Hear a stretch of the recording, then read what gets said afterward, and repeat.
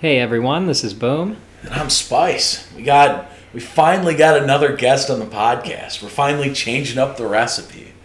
Now, we're not throwing another BAM at you. This is someone who actually writes poetry outside of the podcast, surprisingly enough.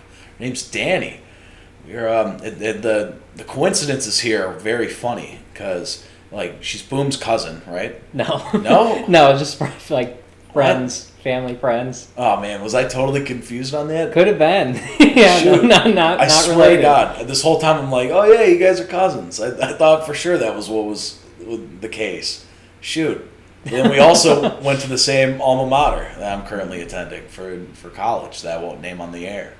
So we like to keep our personal details incredibly vague on the podcast as a part of the goof.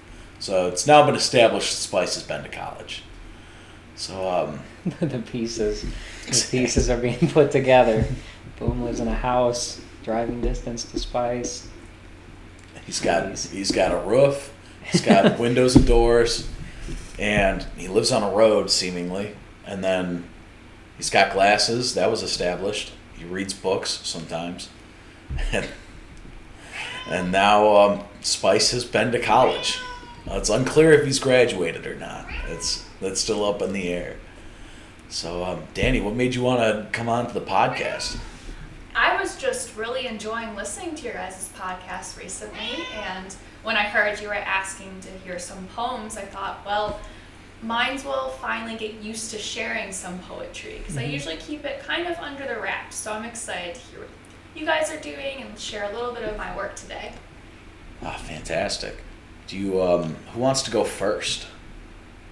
We can run rock, paper, scissors again. Yeah, we can do rock, paper, scissors. Normally we got Bam to just Yeah. I'll go exactly. first. Yeah, no one else will. Rock, paper, scissors, 1, 2, 3. Rock, paper, scissors, 1, 2, 3. Ah, gotcha.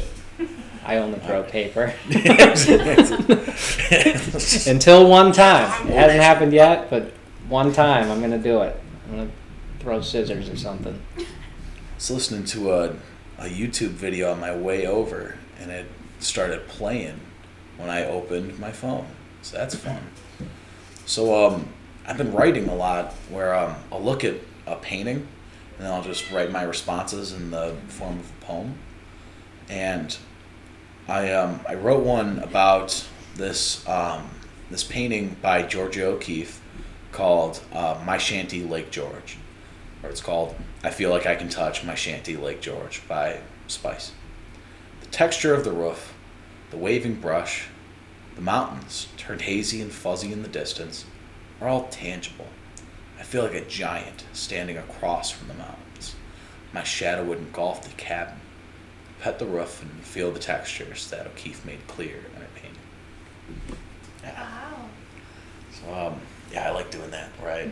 I view a visual art and then I transcribe it the best I can in terms of what I like about it. Yeah, very much. I was doing that for a minute, with one of our first episodes. Yeah. We were talking about how I would draw, and I just have all these abstract drawings, and I was trying to draw write some kind of poetry about that. But it's cool to have an established thing that then someone else can look up and maybe write something too, or see what they would write. I do that a lot too. That's how I've written a lot of my poems, is looking at stuff.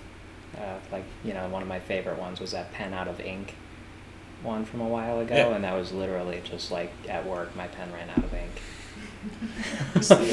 Is that one about the two fish? Was that from, did you have something that you're writing off of, or was that from the dome? The quiet water one, the fish swimming around. Mm-hmm. No, that was I think that was the first one I wrote for this, and I don't know. I don't think I was looking at any fish. I think that just felt right. Well, who wants to go next? I can go.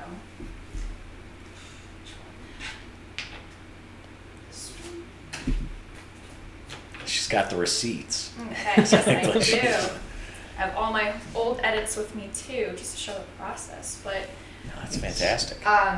For my main writings, I do a lot of fiction and creative nonfiction work, along with biographies and like kind of newspaper things. So poetry is something I do on the side for fun, and when I'm writing, especially in my fiction stories, kind of the tiny details of real life, like the very simple moments is what I like to kind of grab onto, and then I weave an idea from there, I guess. So this one is called What If? What if the fire alarm I hear from the street was licked by flames? What if the cemetery wasn't a mire of human regret? What if you said you love me during our daily walk? Milestones pass us by as I count pennies on the pavement. What if the snow fell in swirls instead of torrents? What if you hold me close and I decide to never let go? That's nice. Thank you. So you must like slice of life then, in terms of the Yes. smaller moments sort of blown up, and the real world tensions are what ground you in it. Where it's like, we've been reading a lot of fantasy lately. Mhm. For all the viewers at home, you've been made well aware of the new Fantasy Friday format. And sometimes the stakes are hard for me. Because it's like, I know exactly what happens when, your check bounces, or your wife leaves you, or like, your dog gets hit by a car. But I have no idea what happens if, the Duke of Caliban gets knifed or something. I've got no idea what the consequences are. So I appreciate that in your poem, where it's got very tangible stakes. Thank you. Right? It's like, what would happen if this caught fire? What would happen if, the weather was just a bit nicer that day? One of those deals. So I like that a lot. Thank you very much. Absolutely. The main event. All right. The main There we event. go. He's our pinch hitter. He's always coming through. Oh, totally. He's coming through in the clutch. Totally. I don't know. I went first, like during the last one we recorded. I really didn't like it. All right. This is called "My Friend the Bird" by Boom. Above me, a small bird sits above me on a telephone wire. A beautiful song he sings. He could be a member of a choir. He seems so very kind. Good friends we might just make. I would climb up to say hi, but that could be a mistake. Because I cannot fly, and I'm not a great climber. If I made it up there, the situation could be dire. That's it. I like that. Yeah, that's my play on a limerick. I've never That's written nice. one before. Yeah, We 'cause- talked last time about me doing some structured poetry. Yeah, that's what we've been moving into, because it started out just like, whatever you write is fine for the podcast. And like the only form of structure we used was haikus, which, is so far removed from typical poetry, it didn't really influence how we wrote. But like, I tried working with villanelles, Oh. where, yeah, exactly. Yeah, Where, I was looking at that today. It's going to take a minute. It does. It takes a while. It's almost like crocheting with words, where Yes. it's like, where it like, I feel like past me, who used to get real frustrated at like skeleton sentences in like English class, would really hate me now, because I'm like, all right, so I need 3 here, 3 here, 3 here, 3 here, 3 here, and then 4. And I need to make this. I need to make this line repeat here and repeat here, and there needs to be like, it's like A B A B A, like exactly where it's like, it's so much, and then you have to make it a meaningful poem afterwards. Yeah, that's where I was really struggling. Is just really trying to make those repeating lines mean something. Mm-hmm. Because, I'll say something like that I think is profound. I'm like, this is it. And then, but that's going to be like 4 lines of the poem. And it's like, does it really make sense to say this 4 times? And Exactly. it's really hard to find something that really works. Oh yeah.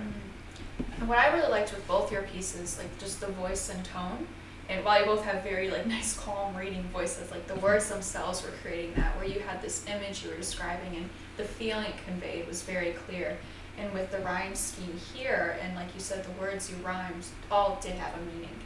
I know exactly what the villanelles, like I've never gotten one past writing about animals or like a childish, fun rhyming topic. Like to bring something in with real meaning is a huge challenge, but like you said, the crocheting is kind of the fun part. Exactly. Yeah. Yeah, I described it before because Bam has been struggling with structure, because he's a big fan of rhyming. He's a big fan of rap. He likes sewing in these rhymes, and he thinks that's like the main aim of this poem, Mhm. where it's like, I've been telling him, like, use these structures where it's almost like climbing a ladder, where initially it feels like intrusive. You're like, it's getting in my way from traveling. But if you use the structures around you as like scaffolding, then it allows you to make something a little more substantial. That's something we've been working on the podcast, is expanding our poems to allow for longer and more meaningful poems. Yeah, yeah. Today was a baby step for Boom. Did structure 5 lines, but hey, it's something. My next, well, I'm working on some longer ones.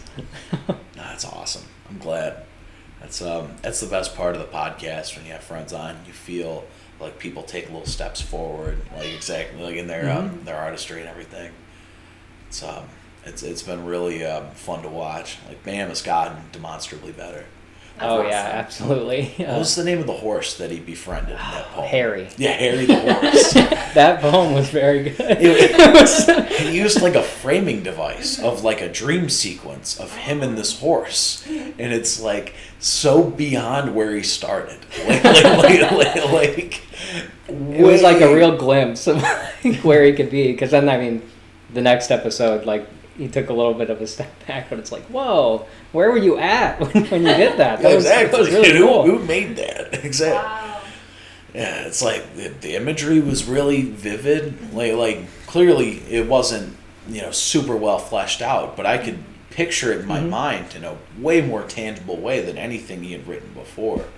So I think that's what you're definitely striving with, in terms of like the differences in weather, where I can think like, all right, here's like a swirl, here's a torrent. Like that. There's a very demonstrable difference there.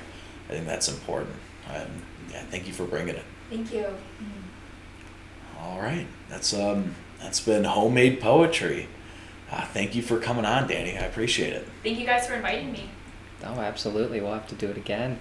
Until next time, I've been Spice.